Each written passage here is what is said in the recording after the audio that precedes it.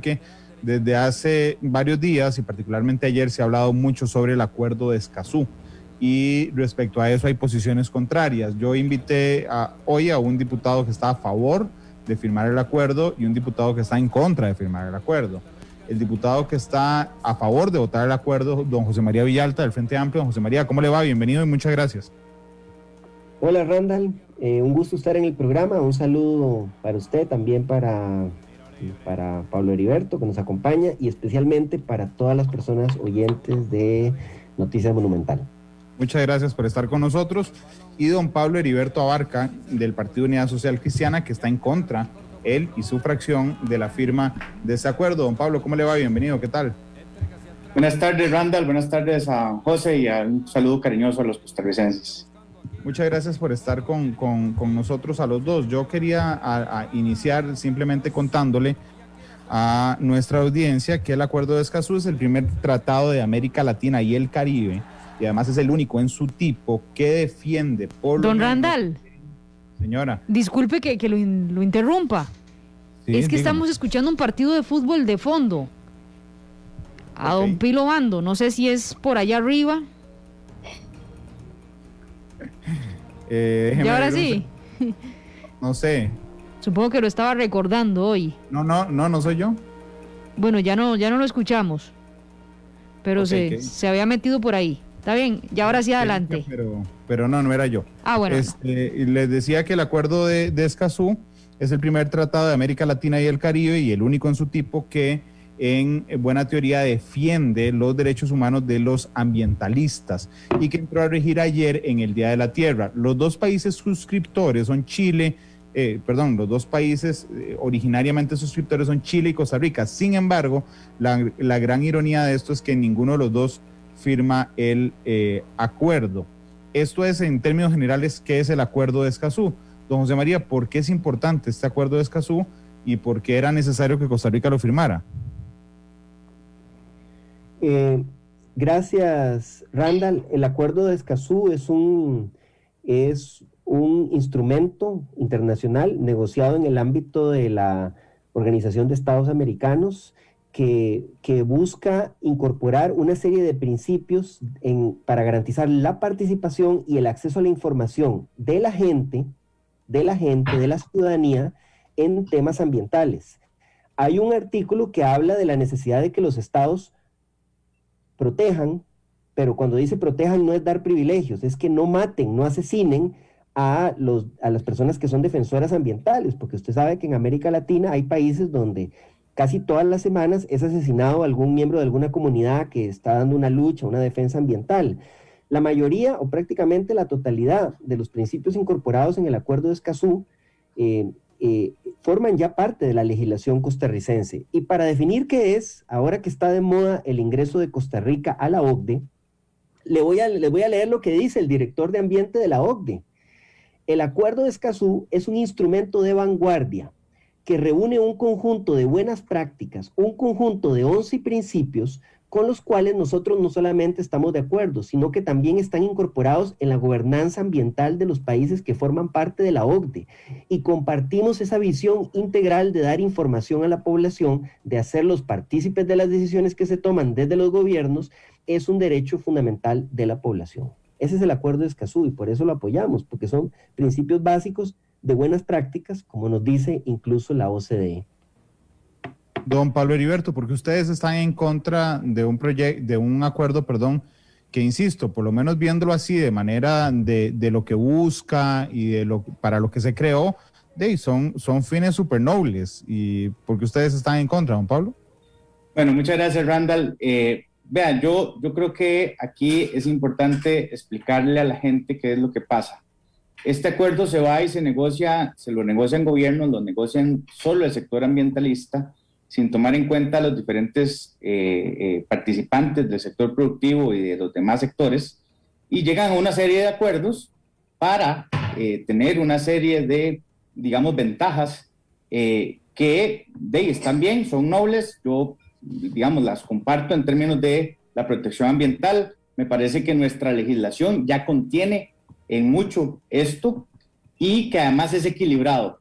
Pero firmar esto realmente ya sí implicaría un desequilibrio, y voy a explicarme en 2 ejemplos. Pero antes de explicar los 2 ejemplos concretos, yo creo que este es uno de los ejemplos en los que hay una dinámica de algunas fuerzas políticas para restringir la propiedad privada y para ir persiguiéndolo con ello, como por ejemplo el tema de inspección laboral y el tema de extinción de dominio. Pero digamos, más allá de esa discusión, le digo concretamente, en el artículo 9 de este tratado, básicamente lo que más nos preocupa es: cada parte tomará medidas apropiadas, efectivas y oportunas para prevenir, investigar y sancionar ataques, amenazas, intimidaciones que los defensores de los derechos humanos en asuntos ambientales puedan sufrir en el ejercicio de los derechos contemplados en el presente acuerdo.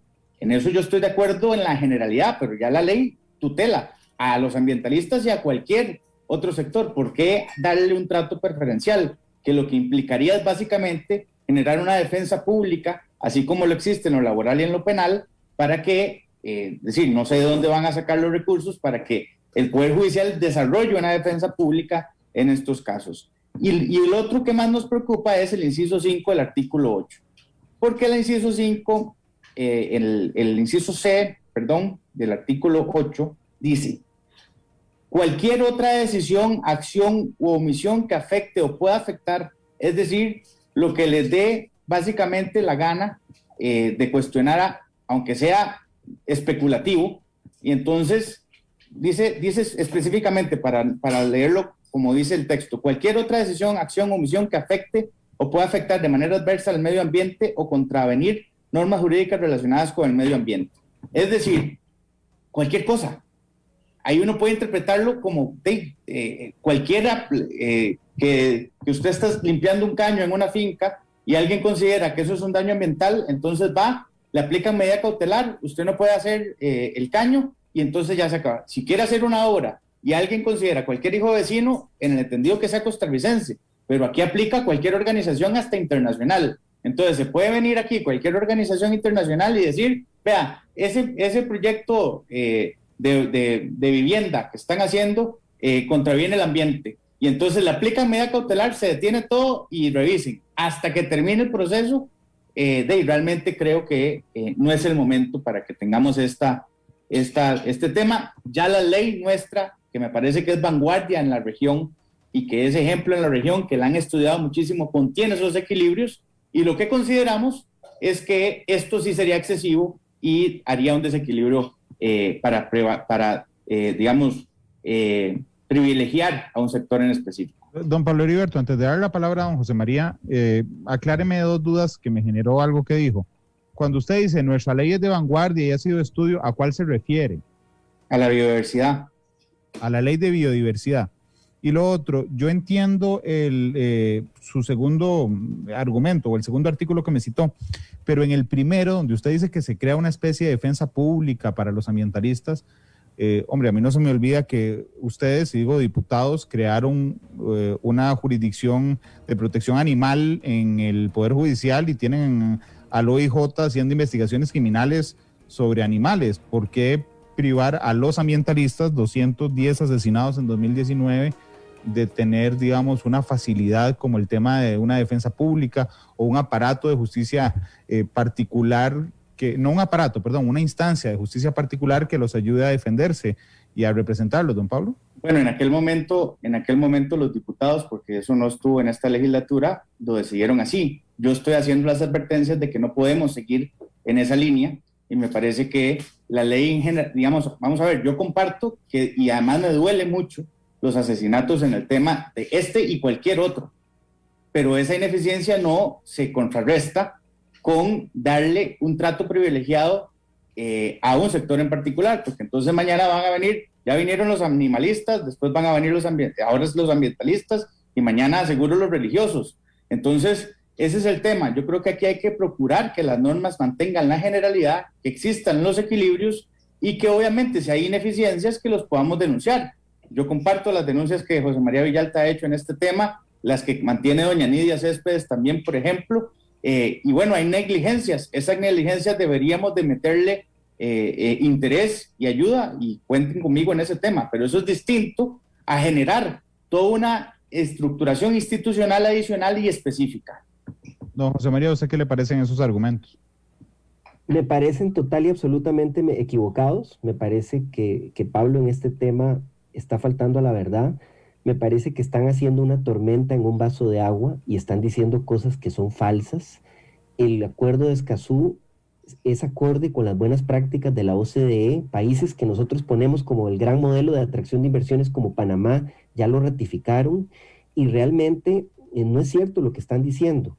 ¿Qué es lo que dice el acuerdo de Escazú? El acuerdo dice que los estados deben tomar medidas para evitar que se dé persecución, asesinatos contra defensores ambientales, que no son solo lo que llaman los ambientalistas, estamos hablando de comunidades indígenas. Eso se plantea porque en América Latina los están matando en muchos países. Vean, por ejemplo, el titular del diario El País de España del día de hoy. Se plantea que el acuerdo de Escazú lo que busca es promover que eso no ocurra. No hay en el tratado ninguna norma, y en eso Pablo falta la verdad, y me extraña mucho, porque en otros temas a él le he escuchado argumentos serios. No hay ninguna norma en el acuerdo de Escazú que diga que se va a crear una jurisdicción especial. Eso es falso, ni una defensa pública especial. El tratado no dice eso. Dice que los estados, de forma general, deben tomar medidas para prevenir y evitar que se den estos asesinatos, esta persecución, y eso es algo muy diferente. No está otorgando ningún privilegio. Lo que reconoce es que hay casos donde el motivo de estos crímenes es precisamente la defensa ambiental y que los estados no deben permitir eso, como también, por ejemplo, se sancionan los asesinatos políticos o los asesinatos orientados, por ejemplo, por una motivación particular de discriminación. En el otro tema que Pablo mencionó, igual lo mismo, no hay nada en el acuerdo de Escazú que establezca la creación de nuevas medidas cautelares distintas a las que ya existen en la legislación. Dice que los países deben implementar la norma de acuerdo con su ordenamiento jurídico, e incluso, lo hemos dicho varias veces, si hay alguna norma que genere dudas, se pueden hacer cláusulas interpretativas, que es lo que hace el Congreso cuando hay alguna duda sobre cómo se debe interpretar una norma. Estamos dispuestos a que eso se haga. También, si hay alguna duda de constitucionalidad, el tratado tendría que volver a ser consultado a la Sala Constitucional, si se aprobara en primer debate, para que aclare cualquier duda. Pero en esto quiero ser enfático. El acuerdo de Escazú no obliga a Costa Rica a modificar su legislación en materia de medidas cautelares, o no obliga a suspender una actividad que no deba suspenderse conforme a la legislación que existe actualmente. Esas son interpretaciones descabelladas, están haciendo una tormenta en un vaso de agua, dando argumentos que no son válidos, torpedeando un acuerdo ambiental que lo que hace más bien es darle prestigio a Costa Rica, porque lo que hace es obligar, digamos, a otras naciones latinoamericanas que no tienen nuestros niveles de legislación ambiental, lo que hace es a esos otros países los obliga a aplicar parámetros mínimos similares a los que ya tiene Costa Rica. Y eso es algo que le da prestigio y liderazgo al país como país pionero en una economía verde, en una economía amigable con la naturaleza, en un turismo ecológico. O sea, más bien el Tratado de Escazú, el Acuerdo de Escazú es algo que podría ayudar a que Costa Rica siga posicionándose como ese destino atractivo para inversiones, atractivo para un turismo amigable con el ambiente. Están más bien dejando pasar una oportunidad por temores absolutamente infundados. Don Randall, yo le acabo de pasar a usted el acuerdo de Escazú y le pido que por favor lo verifique lo que voy a leer, porque yo no sé si es que yo leo en arameo y, digamos, o otro idioma, pero el artículo 8, inciso 3, dice: para garantizar el derecho de acceso a la justicia en asuntos ambientales, cada parte, considerando sus circunstancias, contará con órganos estatales competentes con acceso a conocimientos especializados en materia ambiental, procedimientos efectivos, oportunos, públicos, transparentes, imparciales y sin costos prohibitivos, de la posibilidad de disponer medidas cautelares provisionales para, entre otros fines, prevenir, hacer cesar, mitigar o recomponer daños al medio ambiente, medidas para facilitar la producción de la prueba del daño ambiental cuando corresponda, y ahí sigue. Ahí está claramente estableciendo, digamos, un trato preferencial. Y a lo que yo me refería, puede ser que sí tenga razón José María, que es una interpretación, Pablo, pero yo debo ir claramente. Veamos lo que estás leyendo, si me permites, Pablo, veamos lo que estás leyendo. Lo primero que leíste: órganos especializados en materia ambiental. Costa Rica ya los tiene. Hay una fiscalía ambiental en el Poder Judicial que desde hace años tramita los casos de delitos relacionados con el medio ambiente. La Fiscalía Ambiental es un órgano especializado, eso ya existe. Existe un Tribunal Ambiental Administrativo, existe el Ministerio de Ambiente y Energía. O sea, no se refiere a crear una jurisdicción especial para darle un privilegio a los ambientalistas, no. Órganos especializados en materia ambiental en general tiene que tenerlos cualquier país que quiera hacer cumplir su legislación ambiental, como existen órganos especializados para otras materias, pero todo eso ya existe en nuestro país. En el artículo 8, para lo que interesa, dice: para hacer efectivo el derecho a acceso a la justicia, cada parte atenderá las necesidades de las personas o grupos en situación de vulnerabilidad mediante el establecimiento de mecanismos de apoyo, incluida la asistencia técnica y jurídica gratuita, según corresponda. Es decir, un hijo de vecino puede ir a cuestionar porque a él le parece que hay un daño ambiental en una finca y entonces el Estado tiene que proveerle todo para que él vaya y haga su acusación y se meta en el proceso. Yo creo que ya la ley eso lo contempla, José María, y no hay que desequilibrar esto. Esto no es necesario para que continuemos con el prestigio que tenemos a nivel mundial. Y eso sí, lo que sí deberíamos de concentrarnos es en cómo pagamos la deuda por expropiaciones en el tema de parques nacionales, es en cómo mejoramos la sostenibilidad de esos parques nacionales y su protección. En ese tema me parece que es donde deberíamos estar enfocados y no en desequilibrar esto solo para meternos en una ola que a alguien se le ocurrió sin negociarlo con los sectores. A ver, Pablo, ese otro ejemplo que estás leyendo, estás haciendo una interpretación equivocada de lo que dice la norma. Bueno, en primer lugar, la norma dice de acuerdo a sus circunstancias particulares. En segundo lugar, dice para grupos vulnerables. Ya existe, por ejemplo, una obligación de la defensa pública de brindar asesoría a los pueblos indígenas, a las comunidades indígenas de Costa Rica, que es un grupo vulnerable que usualmente participa o tiene conflictos, por ejemplo, en el tema de tierras o en el tema ambiental. Eso ya existe. Igualmente ya existe la obligación desarrollada por la Sala Constitucional de amplio acceso a la justicia en materia ambiental. Cualquier persona puede presentar denuncias ambientales, recursos de amparo, apersonarse a los procesos. Todo eso ya está en nuestra legislación. Ese mínimo que dice el tratado, más bien es un tema que nuestra legislación ya está superando. Lo que hace el tratado es sistematizar una serie de cosas que ya tenemos en la legislación y obligar a los demás países latinoamericanos, que son nuestros competidores, como Panamá, por ejemplo, como México, que ya ratificaron el Acuerdo de Escazú y que son nuestros competidores y que no aplican esos estándares mínimos, los obliga también a aplicarlos. Y eso es beneficioso para nosotros, porque precisamente un factor que a menudo yo le escucho al sector empresarial es que hay una competencia desleal porque otros países no tienen los parámetros ambientales y laborales que tiene Costa Rica. Y este tratado más bien, al obligar a un país como Panamá a aplicar estas cosas, que hoy no las aplican, más bien nivela la cancha a favor de un país como Costa Rica que ha hecho esa inversión a lo largo del tiempo. Creo que están más bien dejando pasar una oportunidad. Vamos a ver, nada más, don Pablo, ya le doy la palabra, nada más es para decirles que me quedan 2 minutos de noticiero, así que don Pablo 1 minuto y después 1 minuto don José María. Adelante, don Pablo. Sí, lo que yo creo es que, bien José María lo señala, ya esto está, que los otros países no lo tengan, de ahí sí, muy bien que suscriban el acuerdo, ya aquí lo tenemos. Me parece que desequilibrar esto y meter ambigüedades y generar distorsiones en los que genera bulla y que él interpreta de una forma y que yo interpreto de otra. Imagínese un juez o 3 jueces o 4 jueces o 5 abogados o 7 ambientalistas. Las normas y los tratados deben ser muy claros, deben ser muy específicos y me parece que la legislación nuestra ya lo es y no es necesario esto. De manera que este realmente no es el instrumento adecuado. Nosotros vamos a mantener una oposición al respecto y esperaría que esto no se ratifique. Don José María. Me parece que esa oposición es una oposición infundada, caprichosa, que más bien le hace daño al país.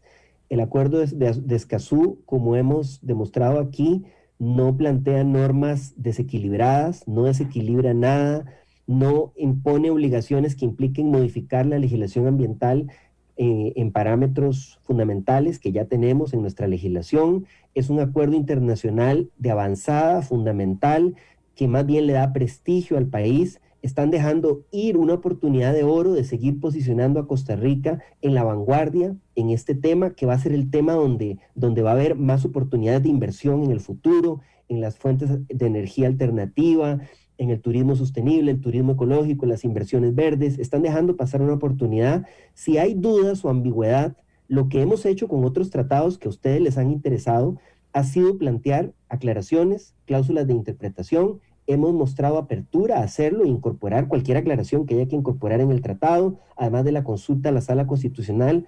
Así que me parece que están buscando excusas de forma caprichosa para no aprobar un tratado que es un gran avance para la humanidad y para América Latina y que solo prestigio le da a Costa Rica. Es una lástima y ojalá recapaciten de esa posición tan equivocada. 12:31. Yo les agradezco mucho que nos hayan acompañado este ratito. ¿Cuándo se define esto? ¿Esto se define o simplemente va a ir seguir en una discusión? Don Pablo, en 10 segundos. Sí, creo que tiene que verse en el plenario. Tendrán que conseguir 38 votos para que se pueda conocer en el plenario. Nosotros no vamos a votar absolutamente nada al respecto. ¿Usted cree que los consigan en 15 segundos, don José María? Bueno, el informe de la Comisión de Consultas del proyecto tiene que verse y después habrá que llegar a la votación por el fondo. Yo creo que efectivamente sería una vergüenza nacional que el plenario de la Asamblea Legislativa vote en contra de este tratado, pero ciertamente hay que hacer un trabajo de aclarar esas dudas, aclarar esas confusiones para lograr obtener una mayoría de votos en la Asamblea Legislativa, y en ese trabajo estamos. 12:32. Les agradezco mucho a los dos su disposición siempre a estar con nosotros aquí en Noticia Monumental. Yo en nombre de todo el equipo de Noticias despido esta segunda emisión. Los espero a las 2 de la tarde, en 1:28 en Matices. Hoy me acompañará Marielos Alfaro y José Luis Loría, dos directivos de la Caja Costarricense de Seguro Social, hablando sobre la pandemia, el manejo que hace la Caja, las vacunas justamente, y la compra de equipos y algunas otras cosas. 12:32. Feliz tarde, hasta luego.